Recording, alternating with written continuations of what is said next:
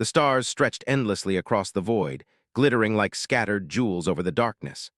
Among them, the planet Zalaria spun in silent majesty, a world of glimmering towers, silver spires, and golden domes. It was the seat of the Jathari Empire, a civilization that prided itself on grace, intelligence, and control.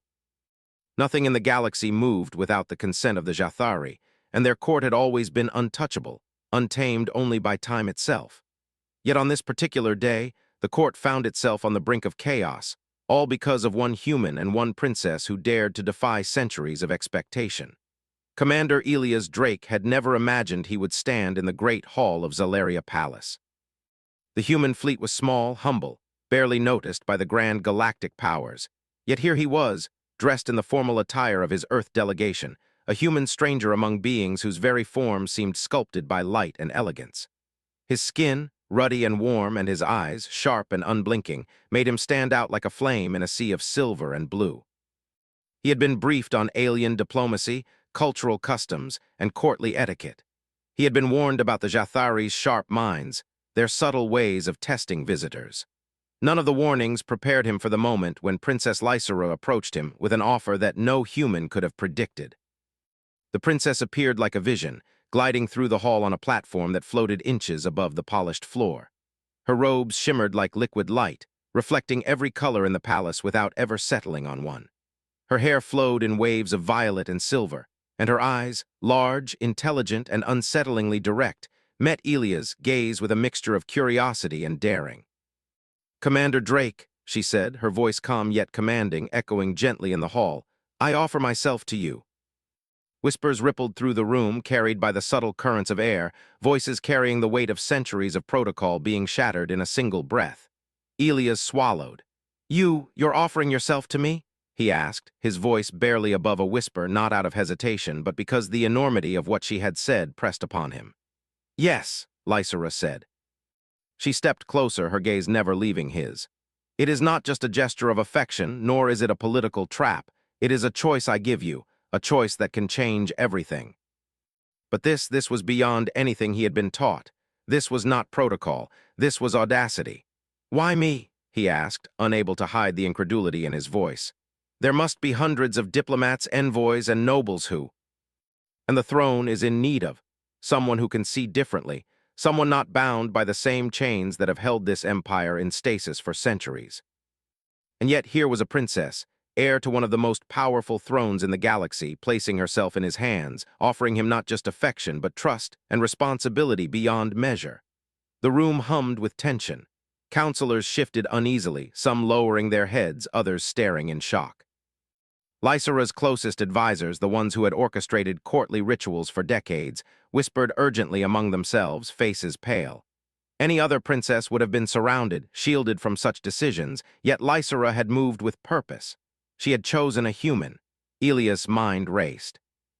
Accepting her offer would mean stepping into a web of alien politics, conspiracies, and unspoken rules that he could barely understand. Refusing could mean offending a princess, insulting a culture, and possibly igniting conflict with consequences he could not predict. And yet, in that moment, he felt a strange certainty. Humanity had survived countless challenges on Earth, against odds that seemed impossible.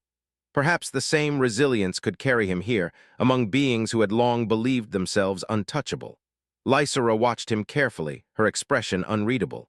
She did not smile, did not plead, did not beg. She simply waited, allowing him the space to make a decision that would reverberate through the empire. Finally, he spoke. "If I accept," he said cautiously, "what does it mean for you, for the throne, for everyone here?"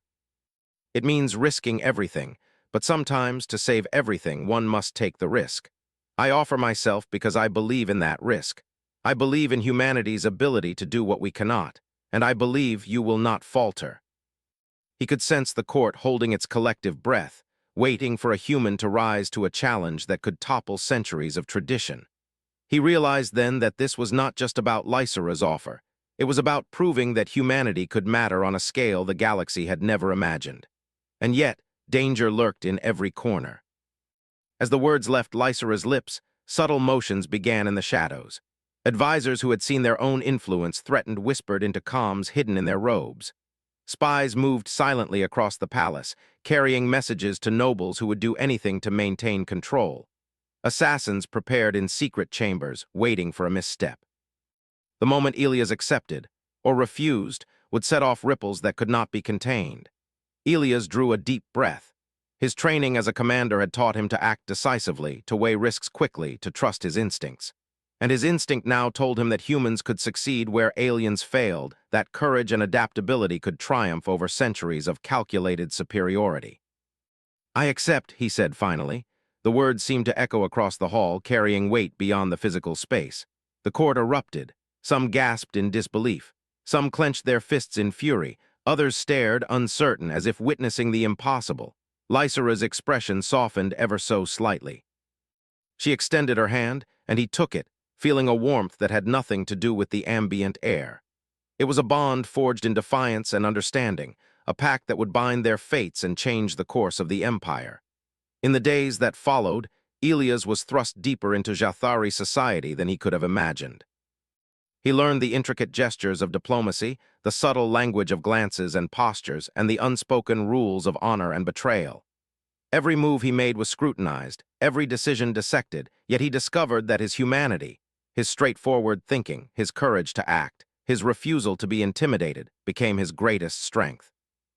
Lysera guided him, teaching him not just the mechanics of the court, but the philosophy behind them. "We build structures to contain ourselves," she told him once, walking along the gardens that floated above the city. "We measure power by what is visible, what is expected. You see beyond that. You challenge the structures simply by being. And that is dangerous, but also necessary." Where they saw complexity, he saw opportunity. Where they saw risk, he saw leverage. Humanity's unorthodox approach became a weapon wielded carefully alongside Lysera's influence. One evening, as the twin moons of Zalaria cast pale silver light over the palace, Lysera stood at the edge of a balcony, looking out over the city. Elias joined her, silent, letting the vastness of the empire sink in. "You could have refused," she said quietly. "You could have walked away untouched by our intrigues and our history, yet you did not. Why?" And sometimes we surprise even ourselves. Change that could shake a throne, rewrite expectations, and challenge the very order of the empire. And so the stage was set. The human had accepted the impossible, and the princess had offered more than herself. Together, they would navigate a web of politics, deception, and danger, proving that courage and cunning, humanity itself, could rival even the most powerful in the galaxy. Yet the question remained, could one human and one princess truly withstand the forces arrayed against them? The answer would not come easily, for in the shadows, enemies were waiting, and every choice carried consequences that could ripple across stars. The galaxy had never seen anything like this before. And it would never be the same again. The palace of Zalaria, gleaming under the twin moons, had become a cage of intrigue and uncertainty. Though Commander Elias Drake had accepted Princess Lysera's offer, the consequences rippled faster and further than either of them could have anticipated. Noble factions that had ruled the court quietly for centuries now whispered openly in dark corridors. Some questioned the princess's sanity, others questioned Elias' ability to survive in a world that saw humans as fragile, expendable creatures. Elias quickly realized that surviving the court was not a matter of physical strength alone. It required reading minds, predicting moves before they happened, and understanding motives that could twist like rivers underground. Each conversation, each glance, each subtle gesture became a test. And while he had always trusted his instincts, he now understood that instincts alone would not be enough. Lysera remained his guide, his ally, and occasionally his most challenging critic. She had not offered herself out of whim or rebellion, but because she understood the imperatives of change. "The Empire fears the unknown," she told him one morning as they walked along the hanging gardens that overlooked the glittering city. "It fears what it cannot control. You are the unknown, and if you can endure, you can reshape this empire from within." He knew that his every action would be scrutinized, misinterpreted, and perhaps even twisted into weapons against him.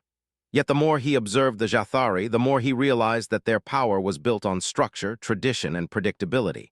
And humans, by nature, thrived on unpredictability. This was not arrogance, it was strategy. The first major test came sooner than expected. A council of the highest nobles convened, ostensibly to discuss trade agreements and alliance protocols, but in reality, to challenge Elias' presence in the palace.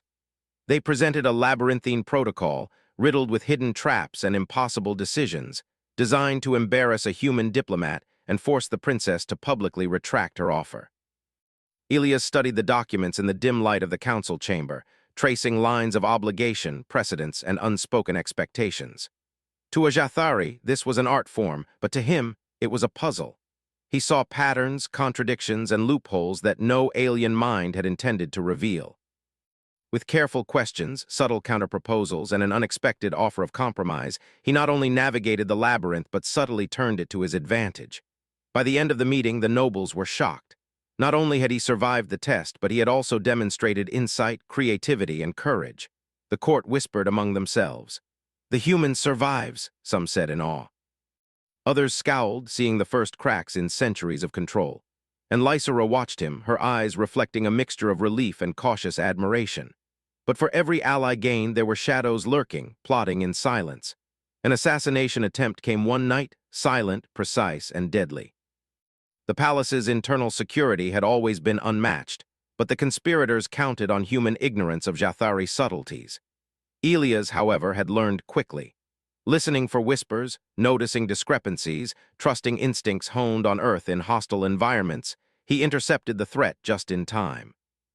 The attackers were captured, disarmed, and quietly removed before the court could even realize what had been attempted. Lysera approached him afterward, concern and approval blending in her expression. "You have not only survived their tests," she said, "you have turned their own methods against them. That is something no human was supposed to accomplish." Decisions that would have taken years of negotiation were reached in days. Protocols that were rigid and suffocating bent in ways that allowed flexibility and creativity. Humanity was proving itself not just capable but transformative, yet the stakes remained high. The throne itself was vulnerable. Lysera's rivals, seeing their influence wane, sought more aggressive measures. Rumors circulated of external mercenaries being hired, clandestine technologies smuggled into the palace, and secret alliances with rogue factions beyond Zelaria. Every step Elias and Lysera took was now potentially life-threatening, and trust became a currency as valuable as the gold and technology that filled the court. One evening, as they reviewed intelligence reports, Elias noticed a pattern in the seemingly disconnected events. Hidden channels of communication, subtle shifts in palace staffing, and inconsistencies in reports suggested that an attack was being planned not for today, but for the day of the next council when every important figure would be gathered. He shared his findings with Lysera. "They think they can overwhelm us by striking when the court is united," he said. "But if we anticipate them, we can turn it into a trap." Humans might not have centuries of courtly experience, but they had speed, adaptability, and the capacity to think outside rigid rules. They placed subtle warnings, created diversions, and allowed certain nobles to believe they were in control, while in reality, Elias and Lysera were guiding events behind the scenes. The council day arrived, tense and electric. Nobles arrived in elaborate robes, carrying symbols of authority and subtle weapons hidden in plain sight. The council began with polite conversation, trading pleasantries and veiled threats. Elias watched quietly, observing patterns, noting intentions, and quietly signaling for discreet adjustments in palace security. Then came the moment. A seemingly minor dispute over trade tariffs escalated suddenly, with hidden signals triggering a planned assassination attempt. Armed operatives moved toward the central hall, ready to strike. But Elias, anticipating every move, had already positioned loyal palace guards and created diversions. The attackers were intercepted before reaching their target, trapped in corridors that had been subtly altered without notice. Chaos erupted briefly, but Elias and Lysera moved with precision. The princess's allies secured key exits, isolating hostile factions while Elias confronted the ringleaders, using calm reasoning and firm authority to neutralize the threat. By the end, the council chamber was intact, the conspirators contained, and the court both terrified and impressed. When it was over, Lysera stood beside him, her hand brushing his shoulder in acknowledgement. "You have not only survived," she said softly, "you have shown them that the empire is not unassailable. That even a human, underestimated and dismissed, can alter the course of history." The human, once considered fragile and inconsequential, had proven resilience, intelligence, and courage that rivaled the most esteemed Jathari. The empire had been shaken not by force of arms, but by audacity, strategy, and an unwillingness to be intimidated. In the following weeks, the ripple effects of their actions became evident. Factions that had resisted reform began to advocate for change. Trade policies were renegotiated to allow greater collaboration with humans. Cultural exchanges, once thought impossible, became regular discussions. And through it all, Elia's and Lysera's partnership remained strong, not just as allies, but as symbols of a new era. Yet even in victory, the danger persisted. Beyond Zelaria, rivals watched, waiting for missteps. The human had shown promise, but the galaxy was vast and full of those who would seek to exploit any weakness. And so, Elias trained, learned, and adapted, knowing that survival meant constant vigilance. One night, as the moons cast silver light across the palace, Lysera approached Elias. "Do you understand now?" she asked quietly. "Why I offered myself? Perhaps the Empire can grow stronger because it learned to value what it once ignored." The galaxy had been introduced to a human in the heart of power, and it would never underestimate them again. In the months that followed, the court stabilized, new alliances formed, and the Empire adjusted to the presence of a human who had refused to be sidelined. Lysera's offer had been more than personal. It had been a spark for change, a challenge to centuries of tradition, and proof that courage could shift the balance of power. Together, the human and the princess had proven that intelligence, bravery, and adaptability, qualities humanity had honed on Earth, could challenge the most sophisticated civilizations in the galaxy. They had rewritten expectations, shattered assumptions, and shown that even the smallest, most underestimated species could shape the future of an empire. And as Elias and Lysera looked out over Zelaria from the palace balcony, beneath the pale glow of the moons, they knew that this was not the end. The empire had changed, the court had changed, and humanity had shown a light that would burn long and bright across the stars. The galaxy had witnessed the power of human courage, and from that day forward, no one would ever doubt that a human could stand not just as a guest among the stars, but as a force to be reckoned with.